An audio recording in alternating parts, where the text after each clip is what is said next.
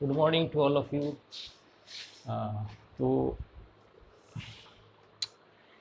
जो हमने क्वेश्चंस किए थे एक्सरसाइज 1.5 में, क्वेश्चन नंबर 3 तक मैंने कराए थे। शायद 4th के लिए आपसे बोला था आप ट्राई करना, नहीं तो आज मैं ही कराऊंगा, कोई बात नहीं। ठीक है जी, ये डी मॉर्गन्स लॉ को शायद प्रूव करवा रहा था इसमें। ठीक है, अब क्वेश्चन नंबर 4 में कराऊंगा। क्वेश्चन नंबर 5 में दिया हुआ है कि हमें वेन डायग्राम के थ्रू जो है डी मॉर्गन्स लॉ को प्रूव करके दिखाना है कि क्या ये हमारी ये D Morgan's law Venn diagram से प्रूव होता है नहीं होता है। तो वेन डायग्राम को करने से पहले वेन डायग्राम थोड़ा समझ लेते हैं। तो मैंने एक सेट लिया है, यूनिवर्सल सेट एग्जाम्पल्स है, और वेन डायग्राम में बहुत अच्छे से समझना है। ये एग्जाम्पल है, चलो एक सेट बना लिया हमने, कोई बात नहीं।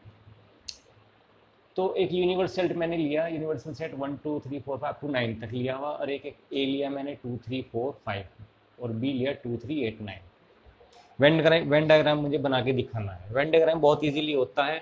अगर किसी से वो क्वेश्चंस यूनिवर्सल, ये इंटरसेक्शन, यूनियन और कॉम्प्लीमेंट वाले नहीं समझ में आते, तो वेन डायग्राम से बना के आपको इजीली समझ में आ जाएंगे, अंडरस्टैंड हो जाएंगे, कोई बात नहीं है। तो उसे स्टार्ट करते हैं। अगर मैं आपसे कहूँ कि ए यूनियन बी का वेन डायग्राम बनाइए, तो वेन डायग्राम बनाने के लिए हमें क्या करना पड़ता है कि एक रेक्टेंगुलर फिगर बनानी पड़ती है। ठीक है, रेक्टेंगुलर फिगर बना ली हमने यहाँ पर, और उसको एक हमने यूनिवर्सल नाम दे दिया। यहाँ भी लिख सकते हैं, आउट पे भी लिख सकते हैं, कोई फर्क नहीं पड़ रहा है। मैं आउट पे लिखता हूँ क्योंकि शेड होना है इसे। यूनिवर्सल सेट में 1 to 9 तक के हमारे पास एलिमेंट है। ए सेट है हमारे पास ये, और बी सेट है। इसमें दो जो है हमें सर्कुलर या इलिप्स जो है हमें बना के चलने पड़ेंगे फिगर्स, जिसमें हमें एक को नाम देने पड़ेगा ए, और दूसरे का सेकंड का नाम होगा हमारा बी। ए में ए के एलिमेंट्स आएंगे, बी में बी के एलिमेंट्स आएंगे। अगर आप ध्यान से देखें 2 3 इसमें कॉमन है, तो मैं कॉमन वाला पार्ट ये इसको यहाँ लिख लेता हूँ। कहीं भी लिख सकते हैं, कोई दिक्कत नहीं है। तो 2 3 4 5 ऐसे लिखा जा सकता है। और इसके एलिमेंट है हमारे पास बी के 2 3 8 9, तो 2 3 मैंने यहाँ लिख दिया, और 8 9 आ गया यहाँ। 2 के ए के और बी के एलिमेंट्स आ गए। ए के देखो 2 3 4 5, 2 3 4 5, बी के एलिमेंट हो गए 2 3 8 9, 2 3 8 9 आ गए। बचे हमारे पास 2 3 4 5, 2 3 4 5 8 9, 2 3 4 5 8 9, बचे हमारे पास 1 6 7।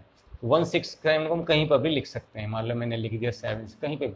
वो कहाँ आएगा? इन ए और बी से हटके इस यूनिवर्सल सेट के ही तो एलिमेंट है। ये यूनिवर्सल सेट पूरा हो गया, और यूनिवर्सल सेट में सारे नंबर आ गए। देखो 1 2 3 4 5 6 7 8 9 सब नंबर आ गए।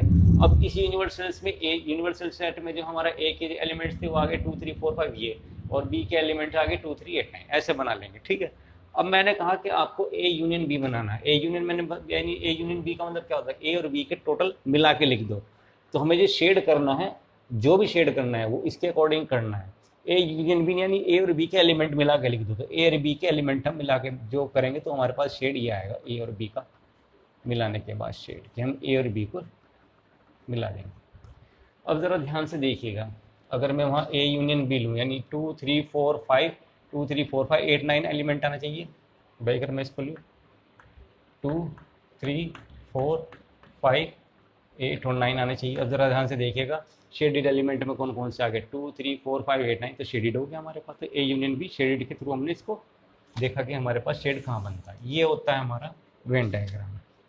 अगर मैं ये कहूँ कि आपको ए इंटरसेक्शन बी निकालना है, तो उसके लिए क्या होगा? फिर वही एक रेक्टेंगुलर हमने बना लिया, उसको यूनिवर्सल सेट नाम दे दिया, और वो एक हमारा ए सेट हो गया, एक बी हो गया, और वही 2 और 3 4 5 और 8 9 1 6 7 कहीं पे भी लिख दीजिए। अब देखो ए इंटरसेक्शन बी, ए और बी में कॉमन कौन है? ये ए सेट है और ये बी सेट है। ए और बी में कॉमन ये है, ये लेना है हमें, है ना? तो ये चाहिए सिर्फ हमें, तो बस हम इसको सेट कर देंगे। चेक कर लो, ए और बी में कॉमन कौन है? 2 और 3, 2 और 3 कॉमन है, हमने उसी को सेट कर दिया। तो ये ए इंटरसेक्शन बी होता है। फिर आता है हमारे पास ए कॉम्प्लीमेंट। तो मैंने बताया था किसी का भी कॉम्प्लीमेंट निकालना हो तो उसे यूनिवर्सल सेट में से माइनस कर दो। तो यूनिवर्सल में से हम माइनस करेंगे ए, उसको बनाने का तरीका। ये यूनिवर्सल सेट है, ए है, ये बी है, ये ए है, ये बी है, इसके एलिमेंट 2 और 3 हो गए, 4 5 हो गए, 8 हो गया, 9 हो गया, 1 6 7। यूनियन में से ए माइनस कर दो, इस पूरे यूनियन में से ए को हटा दो, यानी ए को शेड नहीं लेना है, बाकी सब शेड होगा ऐसे। ये नहीं होना है।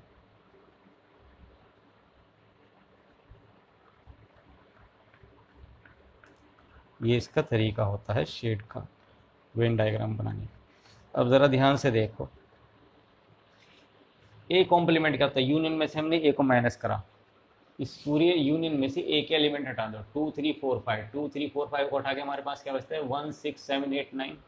1 आ गया शेड में, 6 आ गया, 7 आ गया, 8 9 सब शेड में आ गया, बाकी हमारा 2 3 4 5 हट गया, उसे हमने छोड़ दिया। तो ये इंटरसेक्शन बी हो गया। उसके बाद आता है हमारे पास बी इंटरसेक्शन, तो फिर वो यूनियन यूनिवर्सल सेट में से हम बी को माइनस कर देंगे। A B 2 3 4 5 8 9 6 7 1। शेड किसको छोड़ना है, बी को छोड़ना है, बाकी सब होगा।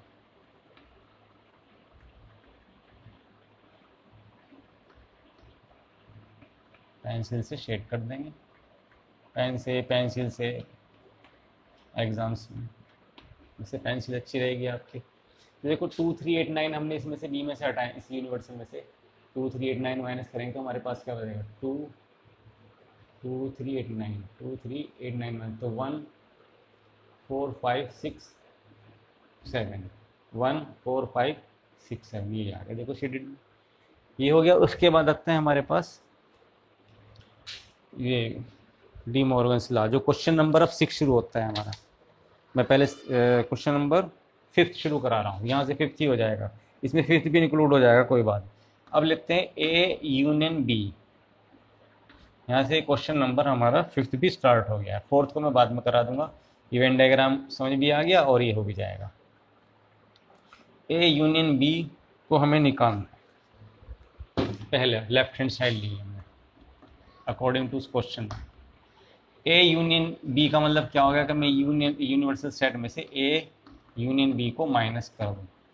तो मैं अगर इसकी फिगर बनाऊँ तो वो कुछ ऐसे होगी, ये यूनिवर्सल सेट है, ए है, बी है, ये ए है तो बी है। अब मैं क्या कह रहा हूँ कि यूनिवर्सल सेट में से ए और बी का कॉम्बिनेशन हटा दो। यूनियन का मतलब क्या होता है, दोनों को मिलाओ, ए और बी को मिला दो और वो किस में से माइनस करो, यूनिवर्सल से।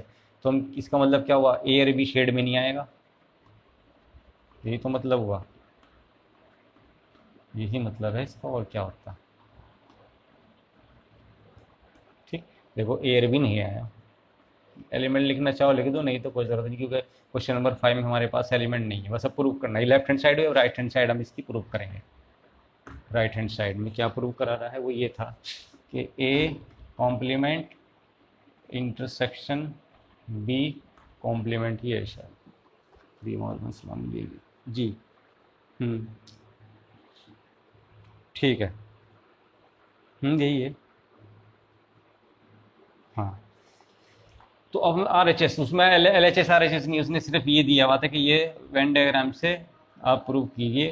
तो हमने वेन जो उसका होता है डी मॉर्गन्स लॉ में होता है कि ए यूनियन बी का कॉम्प्लीमेंट इज इक्वल्स टू, मैंने लिखवाया भी था आपका ये। तो अब हम देखेंगे क्या ये जो फिगर बन गया ये एरिया आपस में इक्वल होगी। तो हम क्या करेंगे, इसका बनाएंगे। इसकी फिगर क्या थी, ए कॉम्प्लीमेंट की फिगर ये थी कि जब हमने इसका लिया तो इसमें ए वाले को हमने छोड़ दिया, ठीक, ए वाले को छोड़ दिया। बी कॉम्प्लीमेंट क्या था, बी वाले हमने बी को छोड़ दिया। अब ऐसा देखो कि इसमें कॉमन पार्ट क्या है, देखो इस वाले में हमने ए को छोड़ा, इस वाले में बी हट गया, तो ए और बी दोनों हटा के क्या बचा हमारे पास, फिगर बचेगी सिर्फ बाहर की यूनिवर्सल सेट, यानी ए और बी नहीं आने के, हमें वो पार्ट लेना है जो कॉमन हो। कॉमन आता है ना इंटरसेक्शन, कॉमन में क्या आएगा, देखो इसमें इस वाले पार्ट में ये नहीं आ रहा, ए नहीं आ रहा, और उस बी वाले में बी नहीं आ रहा, तो यानी ये नहीं आ रहे, कॉमन कौन आ रहा, बाहर वाला आ रहा, आउटर वाला हो गया। ये ए है, ये बी है, ये यूनिवर्सल है, तो हमारे पास ये वाला पार्ट आएगा। अब ज़रा ध्यान से देखो, ऊपर जो मैंने सेट बनाया है वो ये सेम है, ये वाला। तो ये वाला LHS is equal to RHS, ये भी हो गया है। उसके बाद आता है, देखो ये सेकंड पार्ट है, सॉरी ये इसका सेकंड पार्ट था, ये सेकंड पार्ट था उसका जिसमें बुक में दिया हुआ है। हाँ, अब थर्ड पार्ट, तो pause the video, write down it. Third part करना है, हम यहाँ पर करते हैं। थर्ड पार्ट में हमारे पास गिवन है कि ए इंटरसेक्शन बी का कॉम्प्लीमेंट, इसका मतलब क्या हुआ कि यूनिवर्सल सेट में से ए इंटरसेक्शन बी को माइनस कर दो। तो अगर मैं फिगर बनाने पे आऊँ तो वो कुछ फिगर ऐसे बनेगी, ये बिल्कुल ही रेक्टेंगल बनानी है। ये इलिप्स बन सकता है, सर्किल बना दो, कोई फर्क नहीं पड़ रहा।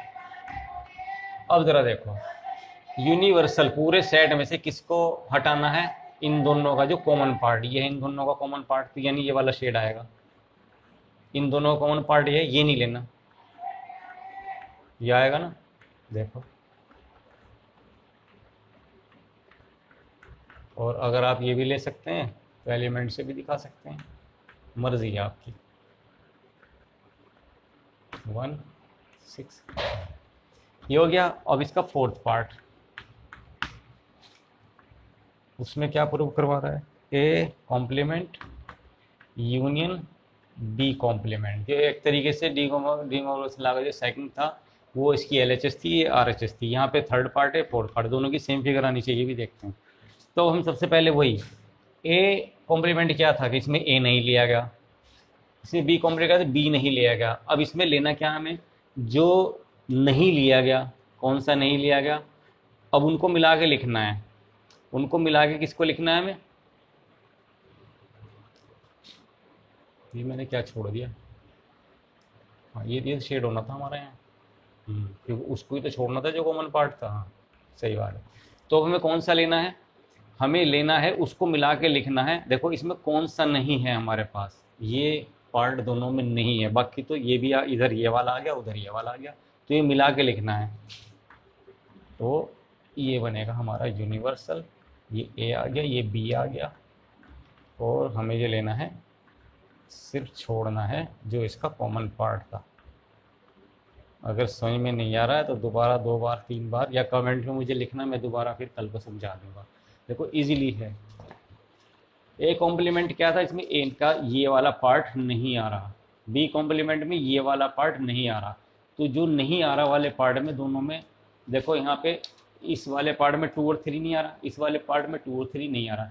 देखो इस वाले पार्ट में ये तो आ रहा, और इस वाले पार्ट में ये नहीं आ रहा, ये आ रहा। यानी एक बार तो इधर ये आ गया और उधर वाले में ये आ गया। ये चीज़ ऐसी है दोनों में नहीं आ रही, तो हमें इसको छोड़ के बाकी को शेड करना है, वही हमारा यूनियन हो जाएगा, यानी हर चीज़ कॉमन है। तो क्वेश्चन नंबर हमारा 5 कंप्लीट हुआ। उसके बाद अब क्वेश्चन नंबर 4 पे आते हैं। बस उसको तो मैंने करा भी दिया था, कोई बात नहीं, आप खुद भी कर सकते थे, लेकिन चलो मैं ये करा देता हूँ।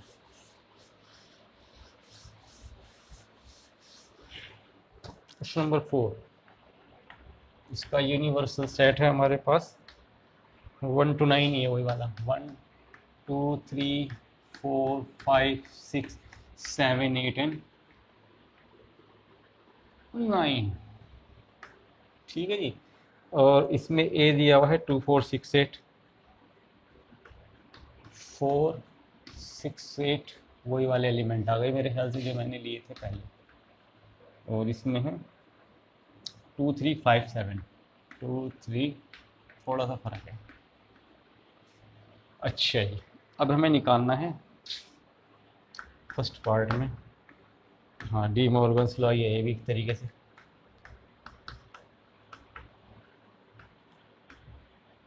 प्रूव करना है जी। हालांकि मैं करा चुका इसे पार्ट को, इस वाले वेन डायग्राम में, कोई बात नहीं, LHS ले। ए यूनियन बी का कॉम्प्लीमेंट का मतलब मैंने क्या बताया था कि यूनियन में से ए यूनियन बी को माइनस कर दो, बस आ जाएगा। यूनियन क्या है 1 2 3 4 5, उसमें से माइनस करेंगे ए यूनियन बी, यानी पहले हम क्या करेंगे, ए यूनियन बी के सेट ले लो मिला के, ए और बी के 2 3 5 6 7, 2 3 4 5 6 7 एंड 8। अब यूनियन में से ये चीज़ माइनस करनी, तो बचा गया हमारे पास सिर्फ 1 बचा, शायद 9 भी बचा, 1 एंड 9। ये आ गया हमारे पास LHS की वैल्यू। अब लेते हैं RHS, वो है A intersection A complement intersection B complement. तो A कॉम्प्लीमेंट निकाल लेते हैं पहले। A कॉम्प्लीमेंट का मतलब क्या था, U माइनस A। ठीक है, इसको ले लो, intersection U minus B। Universal में से A माइनस करो, इसमें से ये 2 4 6 8 माइनस करेंगे तो बचेगा 2 4 6 8 माइनस करेंगे तो बचेगा जी 1 3 5 7 एंड 9।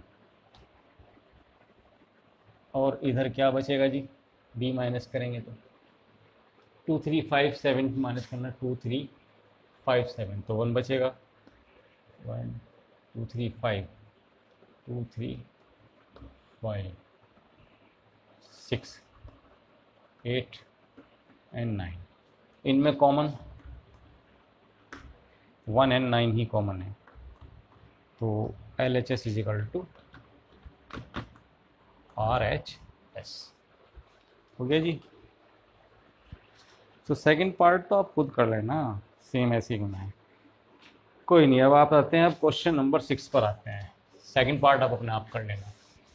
क्वेश्चन 6 में दिया हुआ है कि एक यूनिवर्सल सेट जो है हमारे पास, वो है सब ट्राइंगल्स का सेट है। एक प्लेन में जितने भी ट्राइंगल होते हैं उनका सेट है, ठीक है। और ट्राइंगल्स, हर तरह के ट्राइंगल्स आ गए, हर तरीके के। और ए क्या है, ट्राइंगल वो है जिसमें एक एंगल 60 से अलग होगा, यानी 60 डिग्री वाले को छोड़ के वो हो गए हमारे पास यूनिवर्सल सेट। क्या हो गया, set of all types of triangles, ठीक है जी। और ए क्या है हमारे पास, set of all type of triangle. अच्छा, इंस्टेड ऑफ या छोड़कर या less, not equal to one angle of 60 degree, यानी एक एंगल किसी भी ट्राइंगल का 60 नहीं हो सकता। तो इसमें यानी इक्विलेटरल ट्राइंगल नहीं है, बाकी सारे ट्राइंगल हैं।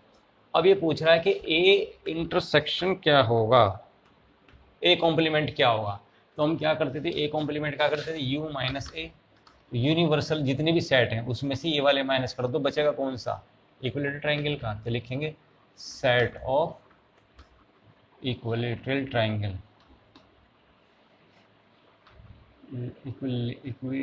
इक्विलेटरल ट्राइंगल, ठीक है। ये हो गया क्वेश्चन नंबर हमारा। अब क्या है, 7 है, कौन सा है, 7 ही होगा। इसमें फिल इन द ब्लैंक्स लिखे हुए लास्ट में कि first part A union A intersection क्या होगा। हम ए को तो जानते हैं, और किसको मिला के लिखना है इसको, यूनियन में से ए को माइनस कर दो, फिर उसका कॉमन। यूनियन में से जब हम यही सेट माइनस करते हमारे पास 5 बचा। अब ए यूनियन 5, इसकी वैल्यू तो 5 बची, तो ए और इसमें मिला के लिखोगे तो ए ही सेट आ जाएगा आंसर। फिर है 5 कॉम्प्लीमेंट इंटरसेक्शन ए। 5 कॉम्प्लीमेंट का मतलब क्या होगा, यूनियन में से 5 माइनस करो और फिर उसका इंटरसेक्शन ए के साथ। यूनियन में से 5 माइनस करेंगे तो यूनियन ही बचेगा, तो यूनियन इंटरसेक्शन ए का मतलब क्या होगा, यूनियन और ए को मिला होगा तो वो क्या आ जाएगा, उसमें इसमें कॉमन क्या होगा, यूनियन में इसमें 5 आएगा, 5 ही आएगा शायद, मेरे को देखते हैं भैया। 1 पॉइंट है ये हमारे पास। एक मिनट